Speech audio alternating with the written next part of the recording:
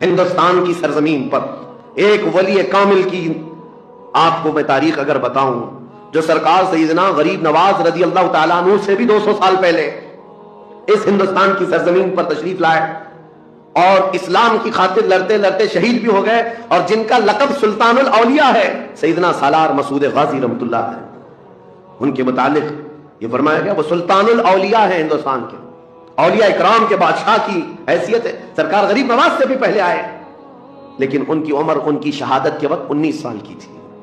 صرف 19 سال کی عمر میں وہ مقام عظیم پا لیا۔ ہماری تو زندگی کی عمریں پتہ نہیں کتنی چلی گئیں، اور ہم میں سے کوئی کارنامہ نہ ہو سکا، کارنامہ نہ صحیح زندگی گزارنے کا سلیقہ بھی نہیں آ سکا۔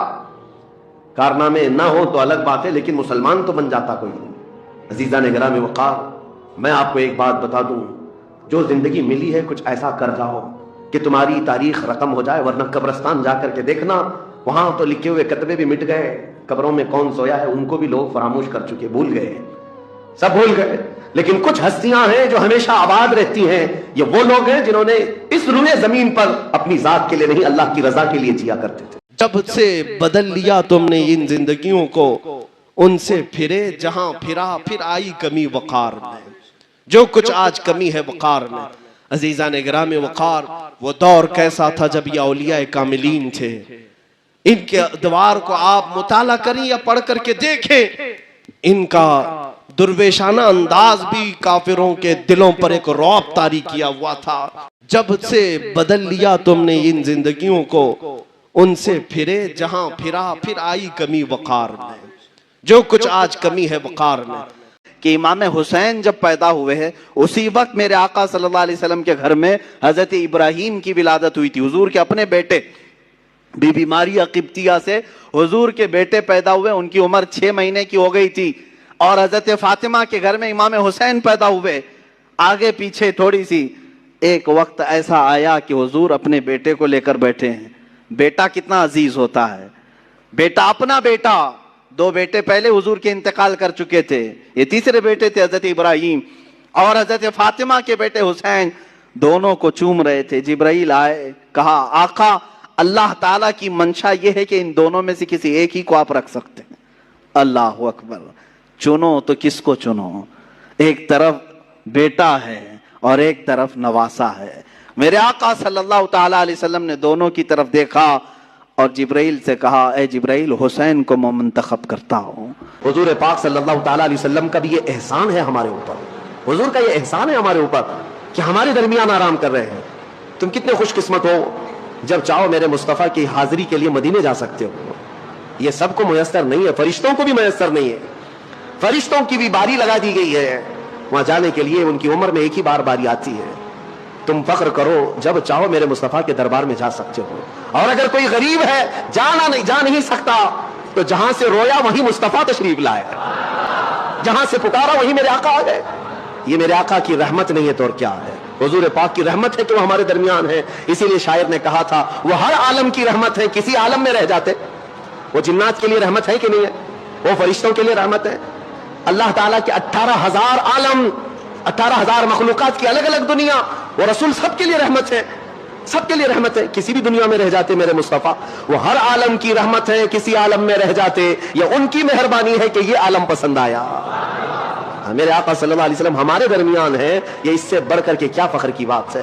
اسی لیے مدینے والے 1400 سال گزر گئے، 1400 سال گزر گئے، آج بھی میں نے مدینے کے بچوں کو اور بچیوں کو دیکھا ہے، چاہے وہ ماڈرن ایجوکیشن بھی لیتے کیوں نہ ہو، اسکول میں بھی کیوں نہ جاتے ہو، لیکن جب وہ اپنے گھروں میں آتے ہیں فخر کسی بات پر کرتے ہیں تو یہی کہتے ہیں طلع البدر علینا، ہم پر اللہ کی طرف سے 14ویں کا چاند طلوع ہوا ہے۔ انشاءاللہ لا الہ الا اللہ محمد رسول اللہ۔ اے جماعت صوفیہ، اے خانقاہ کے گدی نشینوں باہر آؤ۔ ایک ہو گیا ہم نے نفی کر دی، دوسرا ورڈ آتا ہے محمد رسول اللہ ہے یہ، اب اس کو ہم ملا کے پڑھتے ہیں محمد رسول اللہ، محمد اللہ کے رسول۔ کیا کہہ رہے ہیں؟